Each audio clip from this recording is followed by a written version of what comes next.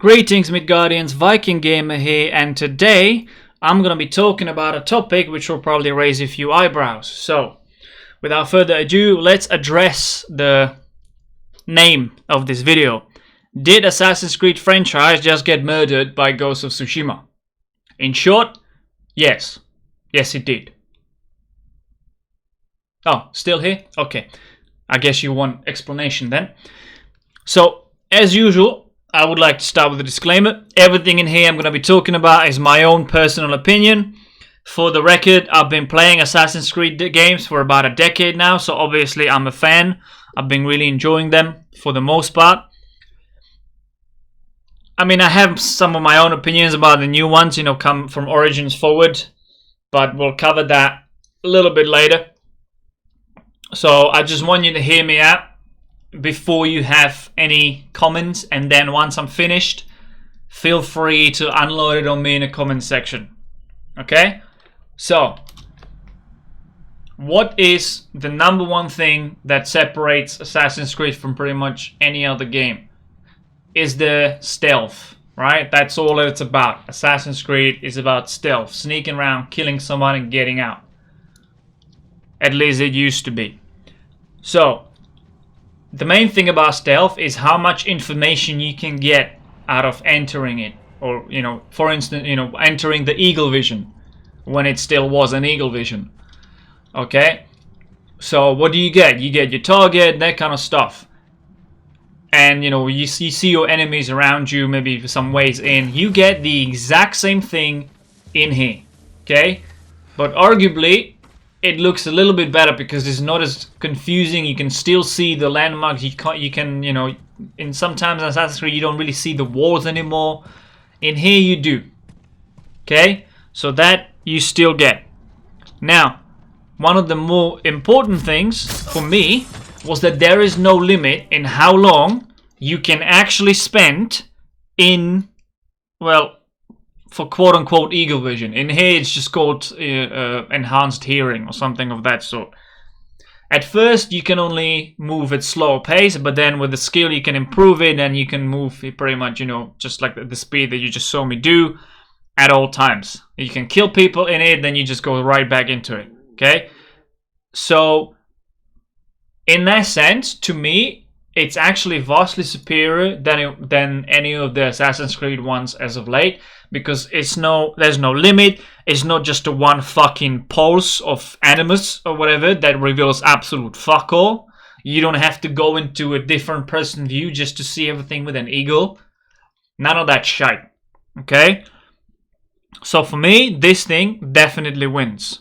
Okay, now another thing is, when it comes to the stealth, what kind of options do you have to enter, you know, your target's location or building or whatever? Now, for Assassin's Creed, standard is, you know, you can walk through the door, or more likely you can go through the roof and then get into the window.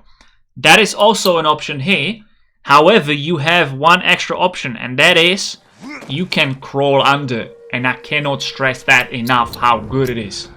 Okay, you crawl under the building and you just look around and you can get out at that point right there. You can crawl out in the middle of the building without anyone knowing, kill them and get out. And that's just beautiful. And the fact that it gives you the first person view, that is basically so good. Like, it actually shows you all the information that you need. So in here, okay, the window is guarded, I can't go through the door, so I just scroll under, and in there I am untouchable. Okay, in here, in this particular scenario where I'm under a whole house, I can move from one building to another without being seen, as you're gonna see in a second. And, you know, I'm untouchable. No one knows I'm there. They can't hear me, they can't get me out, just like, but because in Assassin's Creed, as of late especially, but it's been like that for a few years, that, you know, you're gonna go through the roof, you're gonna go through the window, and those are usually so densely packed on, you know, enemies on the roof that you can't really get to them, or it just severely limits your possibilities of actually getting into one. You have to spend 10 minutes getting rid of all the snipers or whatever before you can actually get in. That is not an issue here. You just freaking crawl under. So here, you see me coming out. Okay, looking around. Okay, clearly I can't reach my hostage, so I just go and wait for the guy. That's another thing. The hostages. This is an incentive for you to actually use the stealth when need be. Because in Assassin's Creed, for the most part, it's just now, oh, don't get detected, or otherwise you're gonna get desynchronized. That is your only incentive, because you have to. In here, you don't have to. I can storm in. But if I do, I'm gonna have to spend a lot of time and energy trying to protect the hostage. So it's much better to go with stealth. It's just like, technically I still have to do it, but I'm not forced to do it. I'm willingly submitting to it, for lack of a better word. And I just find that so much better. So again, just like I said before, I'm gonna crawl under a building, I'm gonna go, you know, I killed the guy, crawled right back down, and stepped through another hole to a different part of a building. All completely unseen. That is, until now, because I kind of fucked up, didn't see the guy, and then I had to get into a fight. But that's besides the point, okay? Don't call me a hypocrite just yet. Alright. So, next thing on the agenda, still speaking of the amount of information that you get during your stance, is this. This is one of the most useful tools there's ever been. Ever.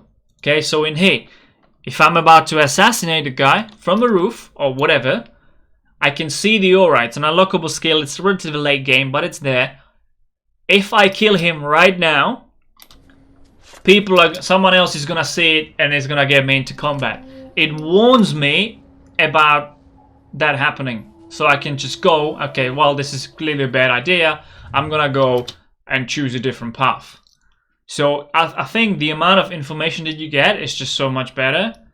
There's one thing that I would say is better in Assassin's Creed, obviously, is when you're looking for things. Because like in here you can see, okay, I've got a target here, I've got a target here, target here. But that's only once you've passed by it. If you don't know where it is exactly, it doesn't show on the screen or on the map.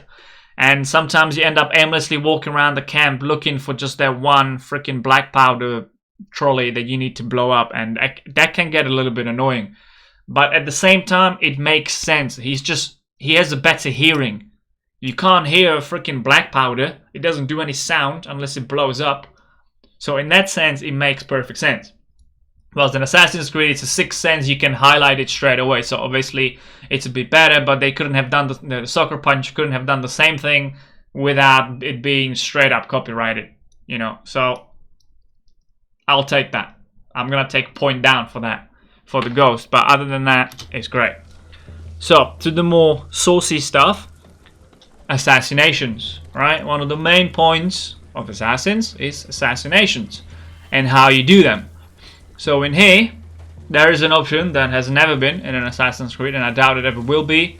Slaughter. They're all so afraid of me. You can come to a general that normally would take you 5 years to kill. You slaughter him, and immediately enemies around you, well, usually they become terrified, and then you can kill them one by one. In this case, because they're two brutes, they didn't actually get terrified, which, you know, kind of defeats the point I was trying to make. But it's a really cool feature that I used quite a lot. Granted, this is something that was probably taken from Shadow of Mordor, but it works, okay? So, with that, I'm gonna move on to the next thing, as far, you know, in a matter of assassinations. And that will be being able to kill enemies through the door. That is just so beautiful. I can't even begin to describe it. Just watch it. Okay? You sneak in. Okay? And I come in, bam, you stab him, and then shove it in, and you open the door for yourself. Isn't that beautiful? Honestly, it's so great. I honestly, anytime I had a chance to use it, I would. Because I really enjoyed it.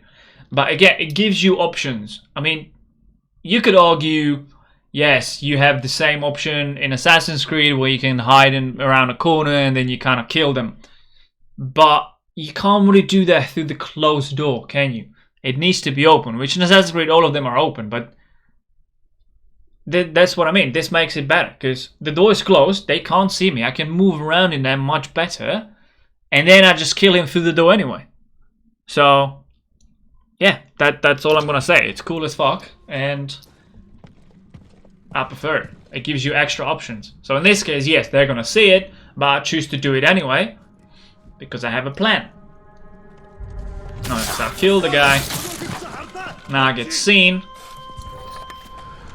I hide a little bit, they come in, and I do a chain assassination, which is another point that I'm gonna be making. Okay? So, chain assassinations. Now, again, yes, this is something that's already in Assassin's Creed, but it was done in... I can't remember if it's in Origins, but it's definitely in Odyssey. Okay? And the only thing I want to say about that, the ones in Odyssey here make no fucking sense. Okay, in here, when you look at it, you know, he jumps down, he kills the guy, and then he fluently moves to another target that he'll then kill, and then another. You can go up to 3 with the skills. Okay, but it's a fluent motion, and it only happens if they're really close to you, close to each other, and he shoves it in, takes it out, and fluently stabs another and another. In Assassin's Creed, in the Odyssey, you shove them with the broken spear, and then you throw the spear half the fucking map away, and then you somehow teleport there to make the kill. And then you teleport again, 3/4 of the map away once more, to kill the third guy. It just makes no fucking sense. Okay? That's from the game that didn't have stacks of hay to jump into because it wouldn't be realistic. Alright? So let's just do it one more time. Bam. Okay, fluently moving to the different target and then finishing it off. Okay, so that's my point on that. And now the main point is a staple for Assassin's Creed, arguably, is assassinations. Okay? It's been the same since Assassin's Creed 2. Okay, it's been like that for what? 11, 12 years, something like that. You jump down and you kill the guy, sometimes 2, with the blade by basically landing on them and then you stab them in the neck. Okay, yeah, I mean, I like them. They're cool, but you can't really see much of it anyway. It is efficient, but it can get a bit derpy. It's just, I don't know, to me, it's not that visual. So it's just, you know, it's been the same since Assassin's Creed 2, so when I do it now, it just sparks no reaction whatsoever. You just sit there and okay, well, I'll just kill them. Whilst in here, the visuality and everything is just so much better. I mean, look at this, yeah? You jump from the roof and you stab your katana through their entire fucking torso. Okay, you just stab them through right there on the spot. You basically get to rip someone mouth to anus with one blow and walk away as if nothing happened. Right there. Bam. Done. Okay, and that, to me, is just so much better than the Assassin's Creed ones have ever been. Okay, so one more time, for good measure. Bam. Done. Okay, and you rescue the hostage. So, that is basically what I'd have to say about that. Obviously, I'm quite aware that I've been fanboying quite hard in this video, but the simple reason for that is it just took me, okay? This has, within the 5 days that I played through it, become one of my favorite games ever, okay? That's how good it is for me. And Assassin's Creed just haven't done that for me in a long time. Like, I'm excited for the Valhalla to come out, obviously, as my name would suggest. You know, it's something that I'm interested in, so I want to see what they do with it. But it basically, what Sucker Punch did here is they took the request that's been there for years. Okay, people have been requesting feudal Japan Assassin's Creed for fucking ages, as far as I can remember. Okay, and Ubisoft ignored it. Instead, they gave us 7,000, American colonies, ones that no one really asked for. So someone else did it, right? You know, free market 101. And they did an excellent job. Now, I think in the future, to talk about the whole murder stuff, all the Sucker Punch has to do is take other periods that people have been requested from Assassin's Creed and Ubisoft has been ignoring, and simply do the game from there. And bam, they've got a successful business model pretty much straight away based on someone else's mistakes. Okay? So there you have it. That's my opinion. And I mean, again, I still like Assassin's Creed. I will play Valhalla. I will be covering it here on this channel because I look forward to it. But I doubt it will bring up as much enthusiasm as this game did, for lack of a better word. So yeah, again, those are my 2 cents. I imagine there's going to be quite a lot of controversy on this one, and that is perfectly fine. That's the whole point of this. So feel free to let me know in the comment section. I will read all of it. I will respond to all of it. We can have a discussion about it. Okay? So thank you for watching. I hope you enjoyed it, and I will see you next time. You'll be free soon.